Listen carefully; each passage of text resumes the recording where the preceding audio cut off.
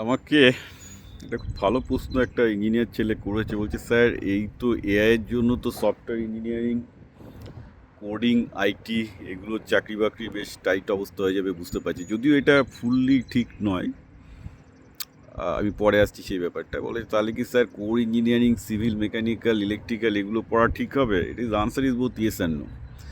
By the way, আমি আমার ব্যাকগ্রাউন্ডে ওয়াশিংটন কালী টেম্পল, তো অনেকেই আমার কাছে জানতে চাই যে আমি এত ভিডিও করার টাইম পাই কী করে। অ্যাকচুয়ালি টাইম পাই না।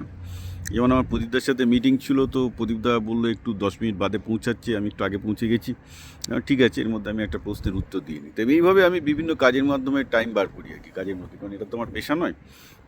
কাজের মধ্যে টাইম বার করতে করতেই চলে, এবং ভালো ভালো প্রশ্নগুলো পড়তে পড়তে আসি আর কি, কী হচ্ছে।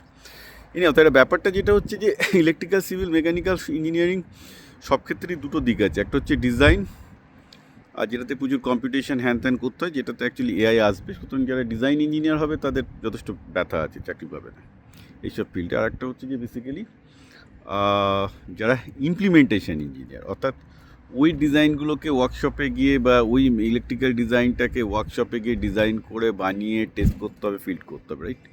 সো দ্য ইমপ্লিমেন্টেশন পার্টের তো থাকবে, কিন্তু ডিজাইন পার্টে যারা ডিজাইন ইঞ্জিনিয়ার একটা প্রচুর, মানে কম্পিউটার এডেড ডিজাইন, ক্যাডে যে প্রচুর চাকরিটা ছিল, সেখানে অবভিয়াসলি শর্টকামিং আসবে। সুতরাং মেকানিক্যাল সিভিলে কিন্তু এখন বড় প্লেসমেন্ট একটা ওই ক্যাড, সেই জায়গাটা কিন্তু ঘাটতি আছে।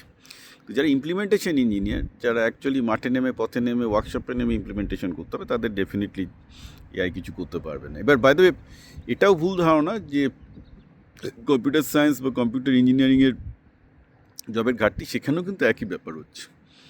যারা মানে বেসিক্যালি ওই একদম শুধু সফটওয়্যার লেয়ারে ছিল, তাদের কিছু হবে না, কিন্তু যারা রিসার্চ লেয়ারে যাচ্ছে, মাঠে ঘাটে কাজ করে রিসার্চ লেয়ারে করতে হচ্ছে, তাদের কিন্তু অনেকটাই চাকরি থাকবে। আবার মেকানিক্যাল সিভিলের ক্ষেত্রে এটা সত্যি, যারা অ্যাকচুয়ালি পিএইচডি করতে যাচ্ছে, যেখানে বহুত ইমপ্লিমেন্টেশন এবং ডিজাইন আছে, সেই চাকরিগুলো তো ডেফিনেটলি থাকবে। কারণ সবসময় সভ্যতার প্রগতি তো হতেই থাকবে, তাই না? অনেক নতুন নতুন মেটেরিয়াল আসবে, তার জন্য নতুন নতুন কাজ তৈরি হবে। সো না, ওটা অ্যাকচুয়ালি এইরকম সহজভাবে হওয়াটা ঠিক নয়।